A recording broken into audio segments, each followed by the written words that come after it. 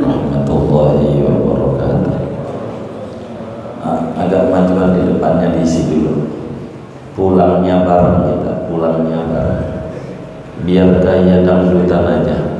Iya, dangdutan tuh biasanya jauh dari panggung apa dekat. Oh iya kayak gitu aja dah. Gitu. Jangan jauh-jauh aja. Besar ganjarannya gede di depan. Enggak di omelin di depan. Ayo dong, jadi manis duduknya. Manis. Kita majelis bukan pasar, jadi rapi. Ya diisi depannya diisi, jadi enak ngajinya. Ngajinya enak jadi kalau kita ngaji tasawuf tidak tertib, bagaimana kita mau ngaji nggak mau diamalin? Jangan kita yang nginjak agama begitu. Di depannya diisi dulu, jadi manis ngajinya. Kita amalin kitab yang kita pelajari. Bismillahirrahmanirrahim. La tashab man kana ahla batalatin. Betul ya? Udah?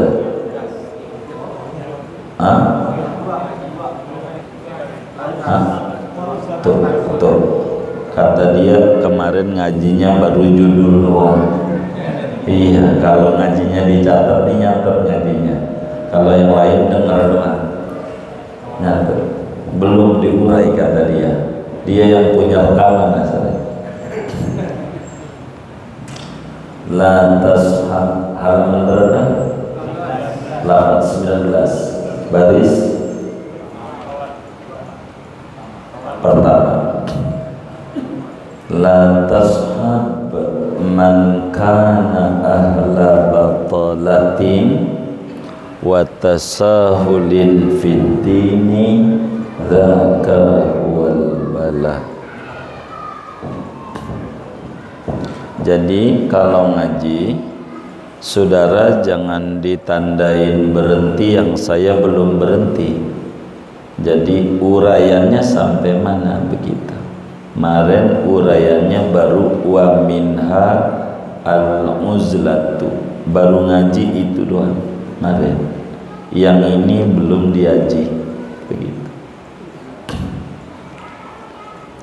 La tashab, jangan kamu berteman man kana ahla batalatin, dengan orang yang ada oleh orang yaitu ahli pengangguran, watasahulin, dan orang yang meremehkan, fitini, pada agama, dzaka huwal bala, adapun yang demikian itu berteman dengan orang yang nganggur, orang yang ngerendahin agama, yaitu adalah musibah yang besar.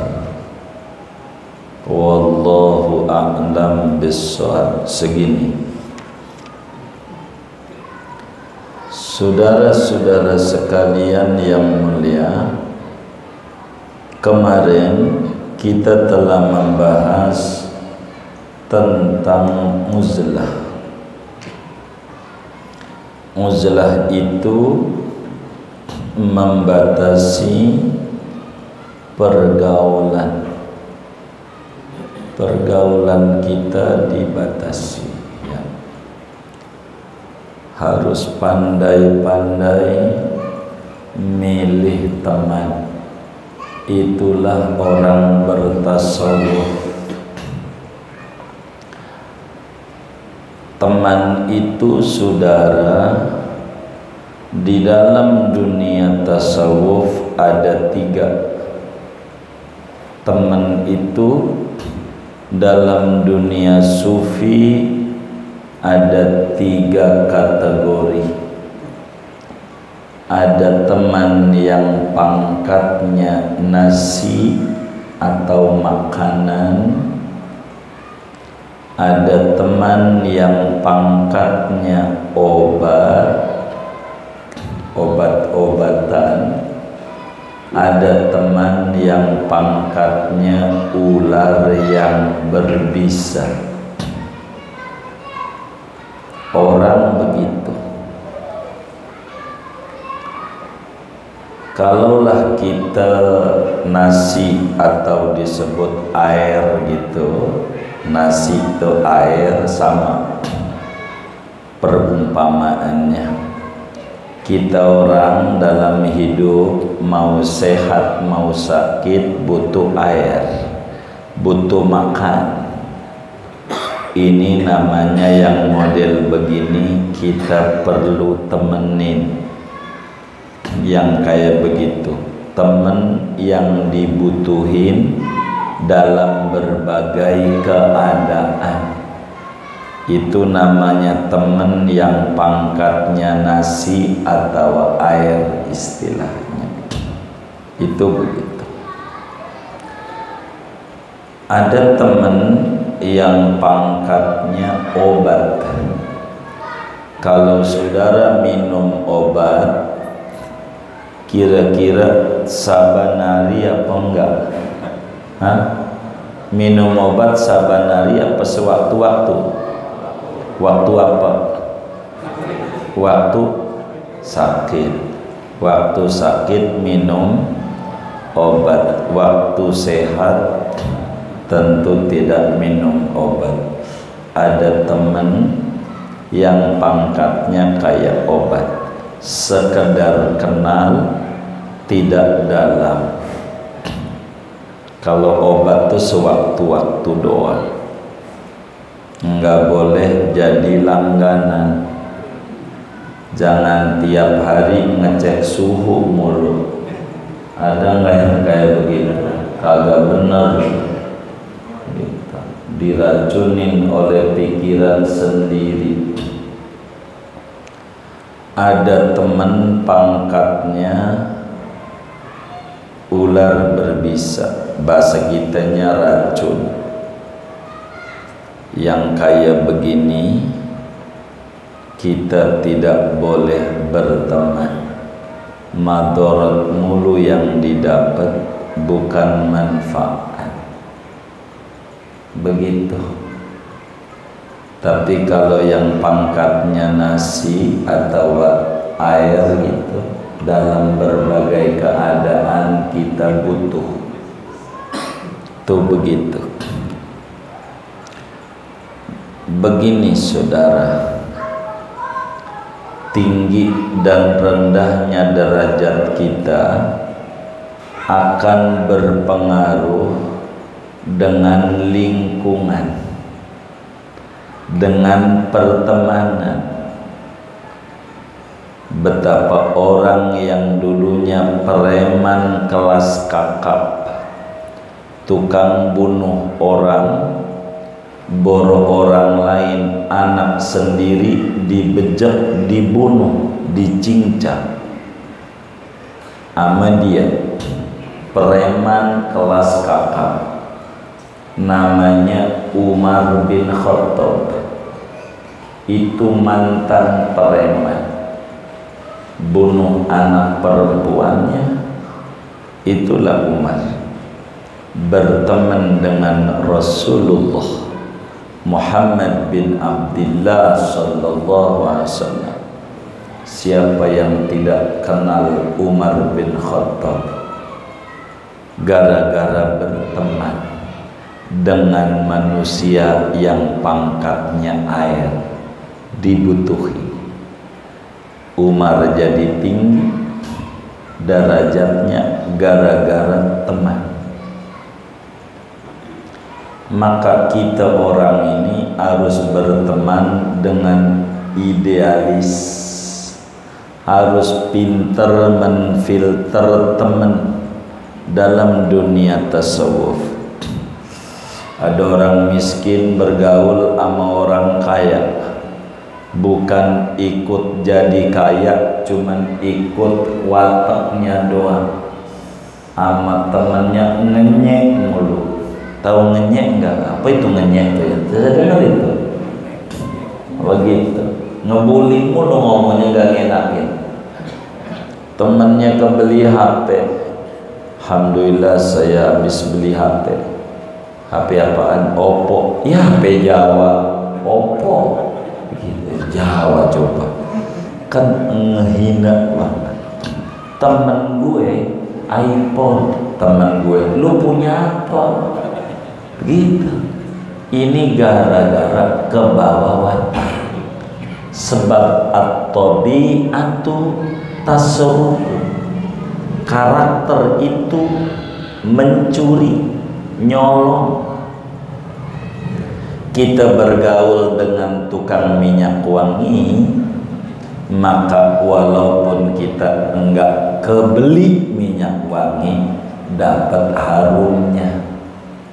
Gara-gara bergaul dengan tukang minyak wangi. Begitu.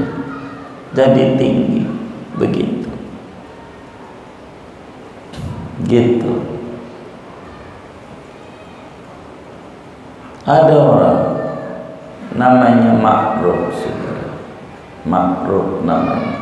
Gara-gara Makruh ini berteman dengan orang yang jabatannya tinggi, jadi kuat. Namanya kuat Makruh.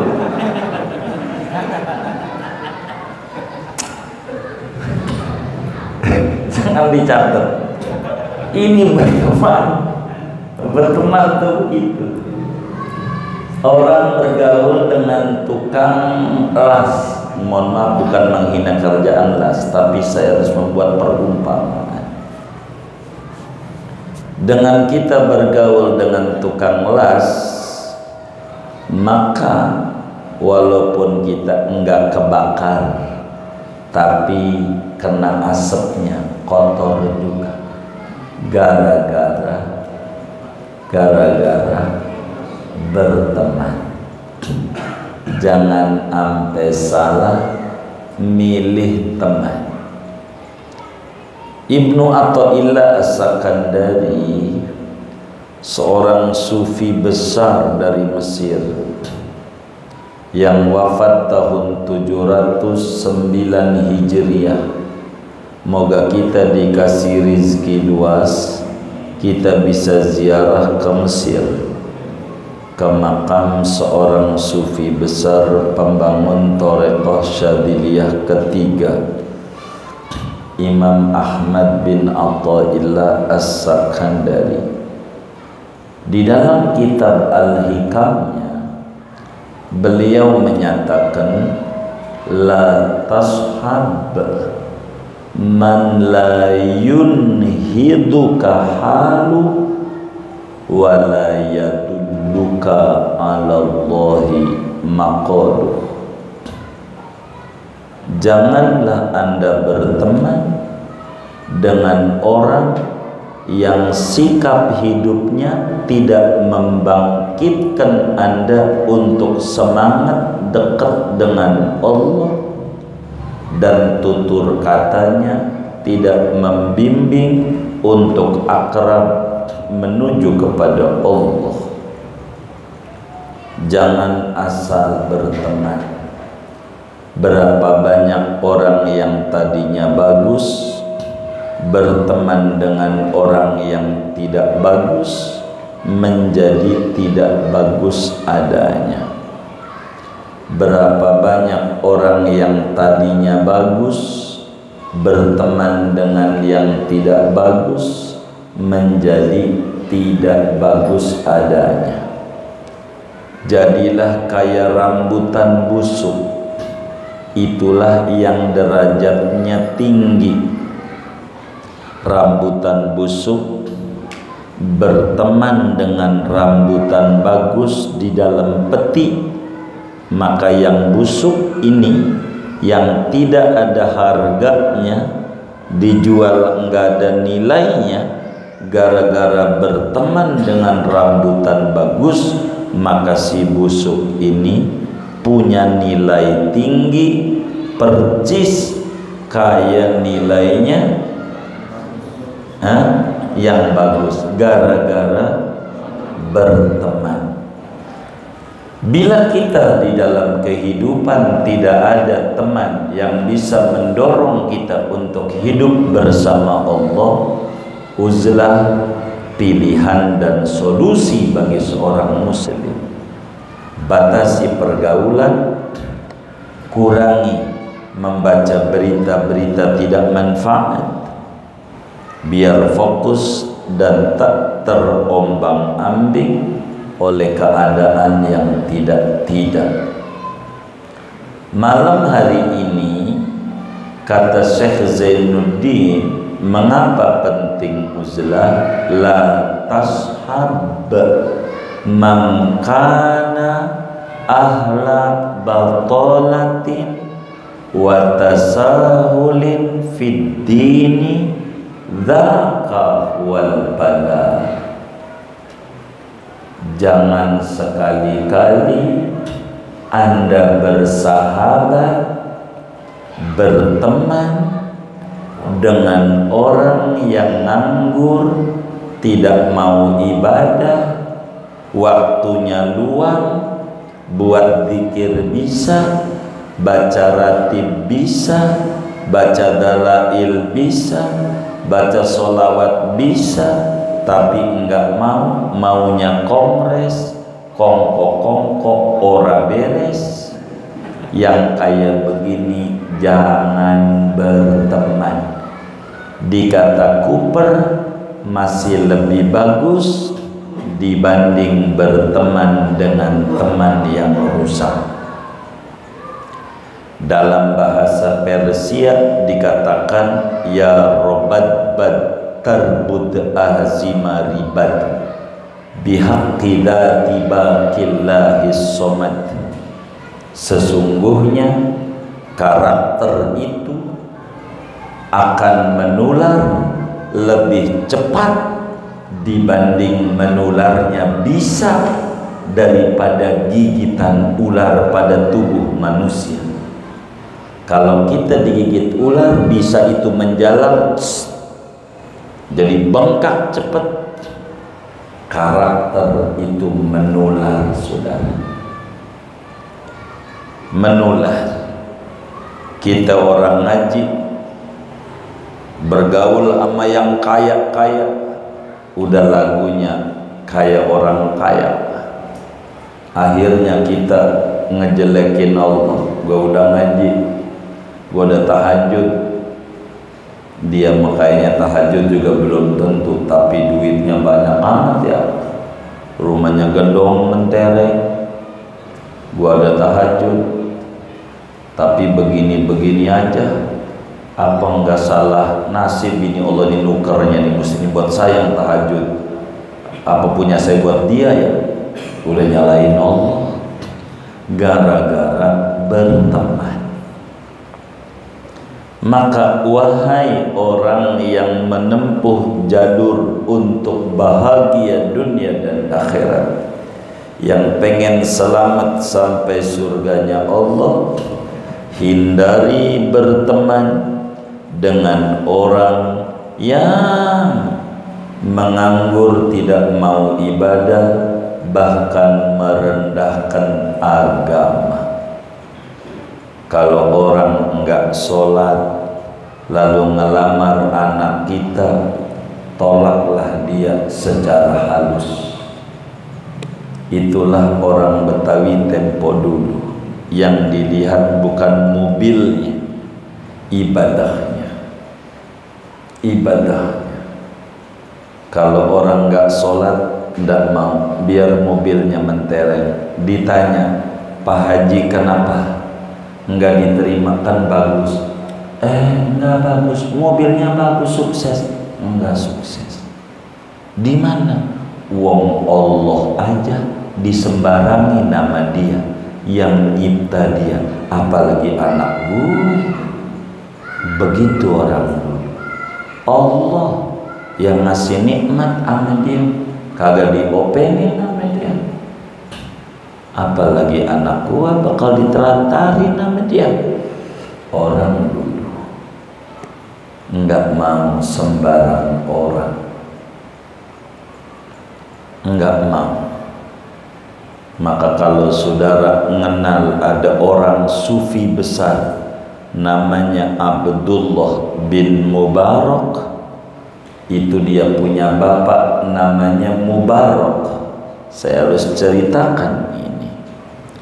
Mubarak seorang budak yang sangat hitam, jelek, ama pantat wajan masih putihan pantat wajan. Saking apanya? Antara rambut dan kulit sama. Kalau kita biar kata hitam, rambut sama kulit mah beda. Kalau dia sama, itu Mubarak. Kasus ini terjadi di Irak. Gubernur Marwa, orang kita suka mengenal ada orang namanya Marwazi. Apa itu Marwazi? Ulama dari negeri Marwa. Artinya negeri di Mawara'an Nahar. Ada seorang gubernur cakep, ganteng, visioner. Anies bukan, ini gubernur. Nah, ente udah mencatat aja. Ini gubernur namanya Nuh bin Abi Maryam. Gubernur gagah, ganteng, visioner, alim, soleh. Nuh bin Abi Maryam. Ketika Mubarak datang kepada Nuh melamar pekerjaan jadi PPSU, nggak apa-apa. Tahu PPSU nggak? Bajunya oranye dari dulu. Begitu. Maka kata Nuh, gubernur, namamu siapa? Mubarak. Bagus namamu. Ada perlu apa Anda datang? Saya pengen ngelamar kerja di kegubernuran. Kata gubernur, udah telat, udah nggak menerima calon PNS, udah nggak ada. Begitu, udah payah. Jadi ada juga saya punya kebun milik pribadi, punya kebun anggur jauh dari sini. Iya jauh kebun saya, Parung. Kalau di sini kebunnya di Parung biasanya. Begitu, kebunnya jauh. Kebunnya Nuh bin Abi Maryam. Kata Mubarak, enggak apa-apa, yang penting saya kerja Pak. Saya enggak mau jadi peminta-minta, sebab itu bukan ajaran Nabi kami. Diantarlah ke kebunnya Mubarak, hektaran kebunnya luas. Singkatnya, kata Nuh sang gubernur, Mubarak, kau rawat ini kebun anggur, dah di sini kau kerja jadi tukang rumput, ngebersihin dan nanemin anggur. Maka saudara, ama Mubarak kemudian diberesin kerja yang semangat. 3 bulan berikutnya Nuh sang gubernur nengok udah musim panen. Kata Nuh, waktu maranin luar biasa anggurnya, demen lihatnya. Kata Nuh, Mubarak, labbaik ya Sayyidi. Ya wahai Tuhanku, wahai Tuanku, ada apa panjenengan? Dibilang, kata Nuh bin Abi Maryam, tolong ambilin anggurnya, petikin. Maka dipetiklah tuh anggur itu oleh Mubarak. Ketika dipetik, dicobain, ternyata asam. Kata Nuh bin Abi Maryam, asam Mubarak, coba ambil dari pohon yang lain. Diambil lagi, dimakan lagi, asam lagi. singkatnya berkali-kali asem. Gara-gara asem ini Nuh jadi merah mukanya, marah-marah sama Mubarak. Mubarak, baik tuanku, ada apa? Kamu ini kerjanya ngapain aja di kebun ini selama ini? Ya saya kerja bersihin benalu, nyiramin, begitu. Tapi kenapa selama sekian bulan kamu kerja di sini nggak bisa membedakan mana anggur manis, mana anggur asam? Kata Mubarak, maaf tuanku, saya nggak pernah nyicipi. Loh, banyak itu nggak dicicipi? Enggak.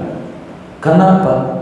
Sesuai dengan SOP bahwa saya disuruh jagain, rawatin, urusin. Tidak ada di SOP-nya. Saya disuruh nyobain. Kalau saya metik buah, saya khianat, saya dosa. Wong nggak ada dalam perjanjian kerja. Saya suruh merawat, bukan suruh nyobain. Jadi mana saya tahu? Itu yang tadinya marah itu Nuh bin Abi Maryam turun emosinya. Kata Nuh, wah salah. Ini orang luar biasa ini, amanah. Layak yang kayak begini nih dijadiin mantu. Udah berbesit begitu aja tuh Nuh. Ini orang punya agama cakep, amanah, sesuai dengan tugasnya. Maka kemudian balik, maafin saya, kata Nuh, kalau memang demikian kamu tidak salah, tapi ada yang saya pengen tanya kepadamu.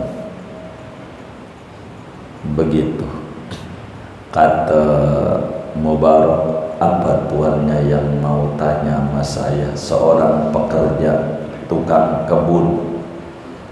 Begini, saya ini lagi galau, stres tingkat dewa. Bukan dewa dewi, itu Ahmad Dhani, Pinang Mas lewat dikit. Begitu. Saya lagi stres. Kenapa tuannya? Saya punya anak gadis cantik banget. Banyak yang meminang, yang ngelamar di rumah saya. Saya bingung. Saya mau jodohin sama siapa?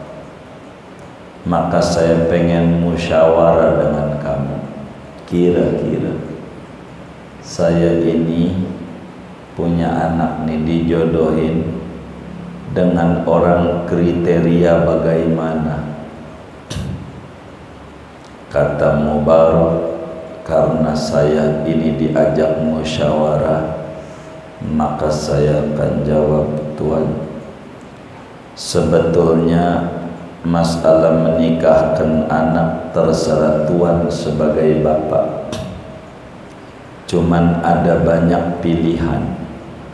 Apakah tuan mau mengikuti ala Nabi, ala jahiliyah, atau ala Yahudi Nasrani, atau ala orang kebanyakan dalam mencari mantu?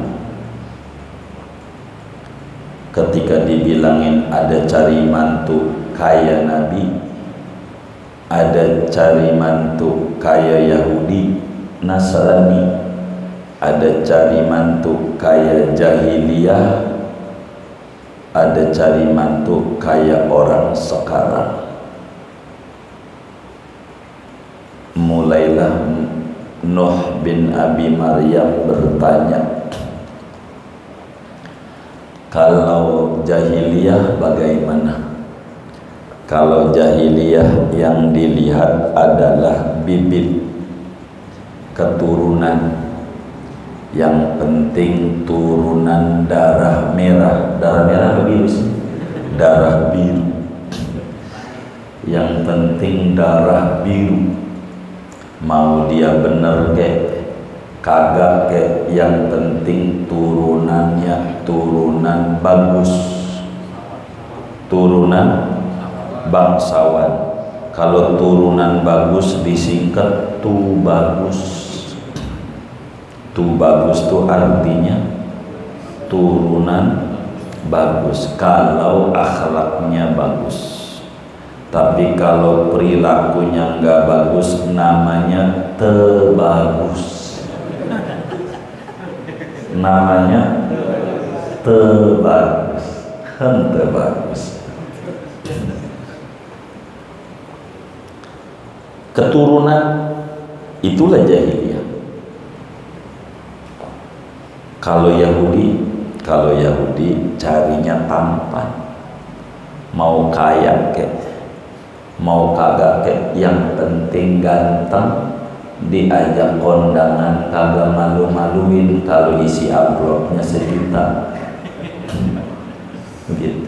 Pokoknya ganteng, ganteng. Kayak pemain film Bollywood, apa namanya? Serokan. Begitu. Itu begitu. Kalau di zaman sekarang yang penting punya duit. Duitnya banyak. Mau sholat ke kagak ke, yang penting mah borju. Apa itu borju tuh?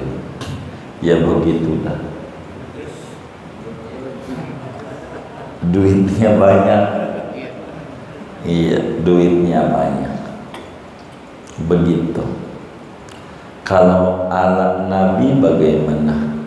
Kalau Nabi yang dikedepankan akhlak. Sebab suami itu jadi teman. Jangan ngambil teman orang yang tidak mendorong untuk dekat dengan Allah. Kalau bakal yang kayak begitu, mending milih melajang saja. Kalau enggak benar. Sebab orang jadi pegel itu bukan gara-gara siapa-siapa, bininya. Gitu, pegel, ngomel mulu bininya. Ada nggak yang bininya ngomel-ngomel? Saya curiga nyengir-nyengirnya ini, rada curiga. Maka ketika saya ditanya, itu Pak Haji ngaji kok malam-malam rame, itu maknanya dia puyeng di rumah diomelin bininya mulu, kagak tenang kecuali di majelis. Oh begitu, iya kan. Kalau Nabi agama, karena enggak boleh sembarangan milih mantu, dibilang begitu. Kalau begitu dari 4 opsi saya milih Nabi aja. Kayaknya engkau ini cocok dari mantu saya, kata Nuh bin Abi Maryam, seorang gubernur Marwah. Kata Mubarak, Tuhan, saya ini tukang rumput, hitam, jelek. Tuhan gak kenal saya dari India. Dari India dia aslinya. Mubarak. Ya, coba nanti kau ikut saya ke rumah. Saya mau ngobrol sama saya punya bini. Nanti bagaimana keputusan keluarga. Pulanglah Mubarak ikut dengan majikannya Nuh bin Abi Maryam. Lalu kemudian itu ngobrol dengan istrinya Nuh. Kita ini milih mantu bingung, tapi ada petunjuk. Milih mantu kayak Nabi yang dikedepankan akhlak. tunkahul mar'atu li arba'ah, li jamaliha, li hasabiha, li maliha, li diniha, fadfar bidatid din taribat yadak. Nabi prioritas agama. Tuh tukang kebun kita tuh orangnya hitam, tapi menurut saya hitam kereta api, biar hitam banyak yang nanti. Hitam akhlaknya baik, begitu. Maka kemudian kata istrinya, ya saya sebagai perempuan, gimana baiknya suami? Enggak mungkin suami mencari mantu orang yang enggak benar. Saya sih setuju. Tapi kan kita punya anak, ya baik kita ngadep anak, diajak ngobrol anaknya sama bapak dan ibu, diceramahin, aman dong. Singkatnya kata si anaknya bilang, kalau tidak khilaf namanya Fatimah, takut saya salah. Dilihat lagi di kitabnya ntar. Kata anaknya, ayah, ibu, saya sebagai anak, saya yakin ayah dan ibu tidak bakalan sembarangan milih mantu yang bakal tidak sayang dan tidak bisa menjadi imam buat saya. Apa pilihan ayah dan ibu itu sesungguhnya adalah pilihan saya. Saya setuju. Nikah Mubarak dengan anaknya Nuh bin Abi Maryam, lahirlah bayi laki-laki yang diberi nama Abdullah dengan sebutan Ibnul Mubarak. Abdullah Ibnul Mubarak. Siapa Abdullah? Seorang sufi besar, menghiasi kalamnya dalam berbagai literatur sufistik. Dari mana? Dari tidak salah memilih pertemanan yang menjadi suami anaknya. Karena itu kata kita la tashab man kana ahla batolati. Tapi karena kita ini ngaji tasawuf panjang, termasuk milih guru. Jangan salah kita orang memilih guru. Begitu. Jangan sampai seorang guru yang tidak mendorong kita untuk dekat dengan Allah malah menjadi jauh dengan Allah Subhanahu wa ta'ala. Begitu. Sebab la tashab man kana ahla batalati. Jadi sahabat itu bisa guru, sahabat itu bisa pasangan hidup, sahabat itu bisa teman main. Kita harus pandai memilah dan memilih. Tidak boleh sembarangan. Ibnul Mubarak ini atau Abdullah, anaknya Pak Mubarak tukang kebun, di dalam sanad Muallim Syafi'i Adami ditulis sanad keguruan itu qala Ibnul Mubarak al-isnad minad-din laulal isnad laqala man sya'a ma sya'a. Mata rantai keguruan itu bagian penting dalam agama. Kalaulah tidak ada sanad yang menghubungkan guru demi guru, guru demi guru sampai Rasulullah, maka orang bakal ngomong selagu-lagunya tanpa ada pijakan dasar, dikit-dikit membid'ahkan dan membuat jauh kita dengan Allah. Ngajinya bid'ah mulu bid'ah, Kapan buat dekat dengan Allah? Ini salah. Kita nggak boleh sembarangan di dalam kehidupan kita, sebab salah teman akan menjauhkan kita dari agama. Kita mau ngaji, nenteng kita mau kemana? Mau ngaji. Lu mau kemana? Ada tahlilan malam ke-7, bagi beras. Bagi beras ya. Iya. Ngomongnya satu orang, satu karung 25 kilo. Ini masalah tajir banget. Ini tajir.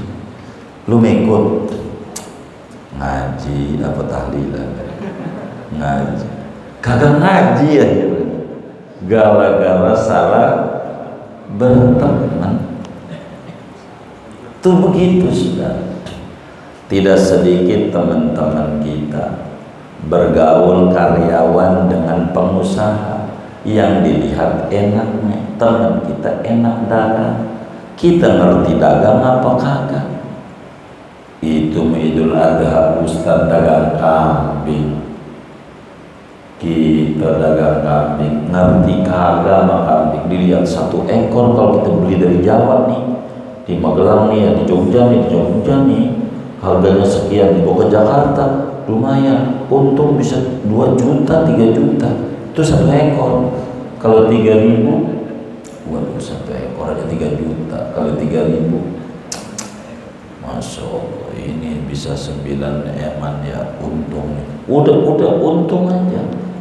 Dia agak pikirin tuh, kambing dari Jawa diri mulu diternak, kagak duduk-duduk.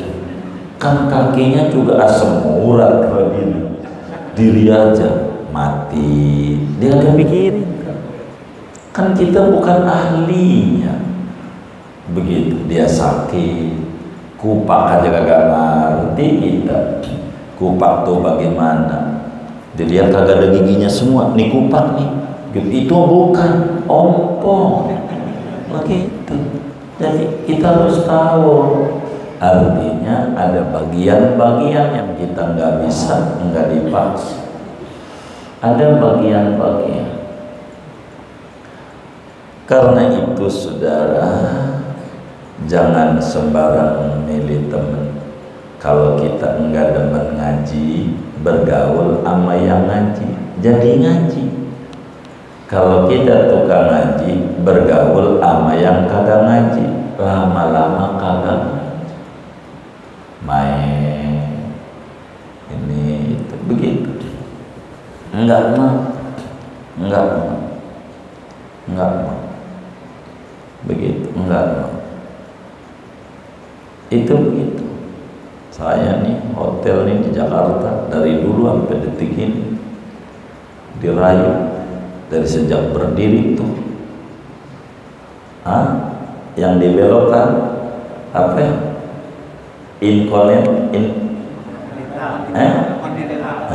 Inkontinental. Dari sejak berdiri yang berhasil cuma 1 orang, kagak enak tuh, gara-gara ketemu kagak. Sekali ini Kiai tolongin saya, kali ini saya ulang tahun, Kiai kudu tidur, kagak enakan di rumah. Begitu. Mau kamar yang suite, berdiri suite teman, atuh yang lolos dari dulu. Subuh-subuh saya lari aja, panggil aja, naik aja Grab, pulang dari rumah, pegal. Enggak biasa saya. Begitu. Hotel mulia nih berapa kali, tapi saya tidak pernah tidur ujungnya, tapi injak sering. Karena urusan teman-teman aja, minta makan, minta ketemu, nikahin orang gitu, suruh nasihat dia datang juga, orang pondok ini datang, tapi nginep Kiai enggak gitu. Ini satu. Jadi berteman itu bahaya. Kita harus pandai milih teman beneran dalam hidup. Yang tadinya rajin ngaji, punya bini kagak ngaji, diomelin sama bini, Kalau ngaji terus, gue ini kayak perawan, kayak gak punya laki, lu meluyur mulu, mau ngapain? Ngeluyur mulu begitu, daripada ribut, ya baik deh. Terus ngapain? Dah kita ke RP danau ke danau, kompor, ya bingung. Itu begitu. Tadinya ngaji jadi gagal ngaji, gara-gara salah pilih teman hidup. Beneran begitu. Enggak sedikit teman-teman kita, ya Allah, katanya jagoan hebat di rumahnya. Enggak, asal bininya bilang satu, udah diam. Udah satu doang. Karena dulu waktu dia pacaran di Bali, bininya demen banget anak kucing. Itu kucing dibilang suruh di situ, jalan aja, atuh. Kata dia atuh, dia kucing jalan aja, satu. Gitu. Kucing, malah ngambil makanan, dua, gitu. Pas itu di situ aja meong, situ. Dia loncat, dor, tiga, mati. Maka dia ingat itu kalau udah bininya satu. Ngeri. Takut kayak kasus di Bali. Begitu. Maka dia kalau udah bininya nyanyi, dia diam. Tapi kalau di luar, Masya Allah, udah melebihi kehebatan palang pintu, petantang, petereng. Di rumah diam aja, merengkap. Ada nggak ya kayak begitu tuh? Nggak ada. Ini teman saudara. Watasahulin fiddin, jangan berteman dengan orang yang agama sembarangan. Kalau orang nggak sholat, sekedar kenal, jangan jadi CS, jangan. Kita bergaul dengan orang tukang fitnah, jadi menfitnah orang. Kita bergaul dengan orang tukang mabok, bisa mabok. Kita bergaul, tergantung. Benar, tergantung bergaul. Dan dari bergaul ini, kita jadi rusak. Maka disebutlah di sini, dzaka huwal bala. Bila salah bergaul, itu cilaka 12. Cilaka 12. Siang sabar. Kita punya bini, ya Allah cerewet banget, udah sabar, udah kadongan. Begitu. Ya Allah, bini aneh, guru ya Allah. Ngomel, iya. Pokoknya nggak ada lah. Ngomel. Kalau saya kata bini saya itu melebihi tukang ceramah. Mama Dede aja 2 jam, ini bisa 4 jam kuat nyeramahin saya. Hebat juga ini ente. Begitu. Iya, saya pegang. Ente yang benar. Punya anak berapa? 3 dulu. Lah, kata ente bini ente cerewet, kok bisa punya anak? Bingung juga saya. Begitu kata dia. Ente yang sabar aja, yang sabar. Ada orang nggak sabar, bininya diceburin ke sumur, kan jahat banget. Ceburin ke sumur, begitu. Tapi lama-lama ini kan bini kita yang telah memberi keturunan sama kita, diangkat. Yang keluar jin, yang keluar loh, kok yang keluar buto hijau, jin. Siapa lu? Saya jin, penunggu sumur. Loh, kamu keluar? Saya makasih. Di dalam ada perempuan. Aduh, yang saya jawabin dia. Jadi saya alhamdulillah kau tolong saya keluar. Jin aja puyeng. Begitu. Enggak diangkat bini. Sabar itu Dan kalau sabar saudara jadi wali. Kalau sabar, ada kitab Syekh Abdul Fattah Abu Buddha, ulama besar, mengarang kitab Sofahan an Sabril Ulama Aniz Zawjat. Tesis menerangkan betapa banyak kiai-kiai yang sabar ngadepin bini sampai jadi wali gede gara-gara sabar. Ngaji sama bini. Ngaji apa? Ngaji apa? Sabar. Sabar aja. Diem aja kalau bini ngomel. Diem aja. Jangan diladeni. Sudah harus paham. Kita laki-laki dari Adam. Adam tuh ujungnya mim. Mim tuh mingkem. Adam. Mingkem apa mana? Iya mingkem. Adam. Mingkem. Kalau perempuan tuh dari Hawa. Hawa tuh ujungnya alif. Alif bengkok. Hawa tuh alif tuh. Mingkem apa mana? Nah iya. Kalau bininya saudara, emang juga dari Hawa. Sabar.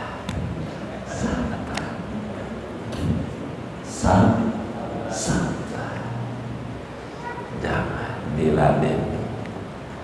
Orang laki aja yang mulutnya atuh pegel, apalagi wadon yang mulutnya berapa?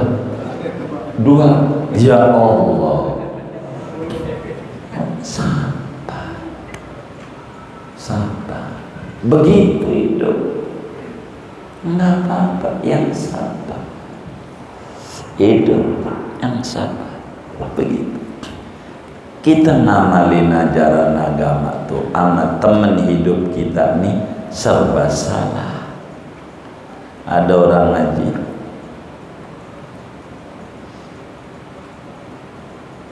disuruh sama kiainya, Rasulullah itu kalau ketemu bini selalu cium keningnya. Anda biar nonton Nabi. Dia pengen ikut Nabi, pulang dari ngaji dicium keningnya, melotot. Aduh, ada udang di balik peyek nih. Ada apa? Sejak bujek lu kagak pernah nyium gua. Ini pas ngaji ini pasti nggak bener nih. Tuh, ngamalin agama tuh berat. Di akhir zaman berat. Ya kudu sabar. Ada kiai nasihati,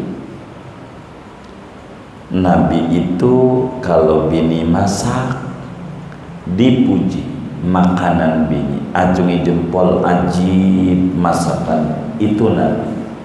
Maka kemudian dia ngamalin nasihat ulama, pulang dari ngaji disediain makan sama bininya. Selesai makan, kata dia laki, subhanallah, ajib banget masakanmu hari ini. Itu bini lagi duduk diri, sejak bujak lu kagak pernah muji masakan gue nih. Pas tetangga yang jande ngasih malam ini lu puji, maren lu kagak puji. Pas jande kasih lu puji. Salah lah. Ngamalin ajaran agama tuh kudu sabar. Kenapa banyak bujangan sampai detik ini belum menikah? Itu gara-gara salah bergaul. Gaul sama temen yang rumah tangganya bermasalah mulu. Temennya ngadu sama dia bujangan. Aduh, puyeng juga ya gua. Gimana nyelesainya, mana gua tahu nikahnya belum gue. Begitu. Cuman mau nikah, ntar kayak dia lagi. Dia bingung. Tuh salah bergaul. Begitu, salah bergaul. Maka lihat orang yang kena narkoba itu penyebabnya tidak lebih dari salah bergaul. Maka penting untuk nguzlah demi selamat keimanan dan agama kita. Berteman itu, saudara, kata Rasulullah sallallahu alaihi wasallam dalam hadis yang sahih, ma min sahibin yashabu sahiban walau sa'atan min nahar illa wa yus'alu an suhbatihi hal aqama fiha haqqallahi ta'ala am dayya. Bilalah orang berteman dengan temannya, meski sejam dia berteman dengan orang, di akhirat bakal ditanya apakah sudah menjalankan hak pertemanan ataukah malah melanggar. Dan ini repot, berteman repot berteman. Begitu dalam pertemanan akan ditanya. Jadi bagaimana cara kita milih berteman? Setidak-tidaknya ada sekitar 6 kriteria teman kalau kita mau bergaul. Yang pertama, al-aqil, orangnya punya akal yang cerdas. Jangan bergaul sama orang bodoh. Sebab kalau orang bodoh dipikir benar tapi salah, gara-gara bodoh. Begitu. Jangan. Kudu bergaul sama orang yang cerdas akalnya, jenius, visioner. Ini cakep kalau ngasih pandangan panjang dengan berbagai kemungkinan-kemungkinan, tidak menjerumuskan. Kedua, carilah orang yang memiliki karakter baik, akhlaknya baik. Dia diam, dia bagus, dia ngomong kalau saatnya ngomong, dan dia diam bila ngomong tak ada manfaat. Karakternya bagus. Yang ketiga, memiliki kesalehan, orangnya soleh, rajin kalau dagang, jujur, tidak menipu, soleh. Ini namanya teman. Kemudian tidak hubud dunia, tidak obrolannya duit mulu. Apa yang diomongin duit, politik mulu, ngomong yang enggak paham pada bagiannya. Jadi dunia mulu yang diomongin, duitnya si anu, duitnya si anu, duitnya si anu, duit orang yang diomongin. Mau ngapain? Ini bahaya. Bahaya. Jadi kita ke bawah wataknya. Udah berapa tuh ya? 4. Kelima, kejujuran. Jadi orang tuh memiliki kejujuran kalau berteman dengan orang yang jujur. Jujur. Begitu. Keenam, memiliki tanggung jawab, kredibilitasnya tinggi. Ini berteman. Kalau nggak bisa semua, jangan kita tinggal semua. Kalau nggak bisa semua, jangan ditinggal semua. Coba kita lihat bagaimana anjing Ashabul Kahfi itu bisa masuk surga. Tuh anjing gara-gara berteman dengan orang soleh. Jadi inna suhbata la tarfa'u qadraka ila qadri man tashabu hatta walau kunta qalban. Sesungguhnya persahabatan itu akan meninggikan derajat kamu sejajar dengan derajat sahabatmu yang saleh, hatta engkau pangkatnya anjing. Anjingnya Ashabul Kahfi kelak masuk surga gara-gara ngawal Ashabul Kahfi, berteman dengan ulama. Jadi sohbatul akhyar nafi'ah, berteman dengan orang-orang baik menguntungkan. Itu anjing, saudara, berteman anjing begitu. Itu kayak begitu, bisa masuk surga tuh anjing gara-gara berteman. Maka Nabi Allah Isa alaihi salam pernah menasihati kita, la tujalisu al-mauta fatamuta qulubukum. Anda jangan berteman dengan orang mati, sebab hati Anda bakalan mati juga.